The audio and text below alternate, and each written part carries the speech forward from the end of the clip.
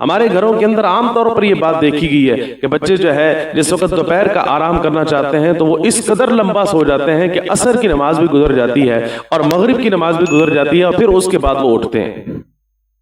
گویا ایسے بچے جو ہے وہ عصر اور مغرب کے درمیان میں بھی سو رہے ہوتے ہیں. تو یقین کیجئے بحیثیت مسلم آج یہ حدیث مبارکہ میں آپ تمام احباب کے سامنے ذکر کر رہا ہوں.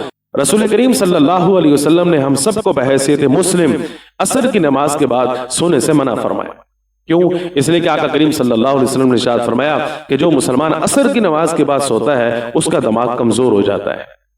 اور ساتھ میں رسول کریم صلی اللہ علیہ وسلم نے یہ بھی ارشاد فرمایا کہ میں تمہیں یہ بات بتا کر جا رہا ہوں، پھر محمد صلی اللہ علیہ وسلم کو یہ بات مت کہنا کہ میں نے تمہیں اس بات کی خبر نہیں دی.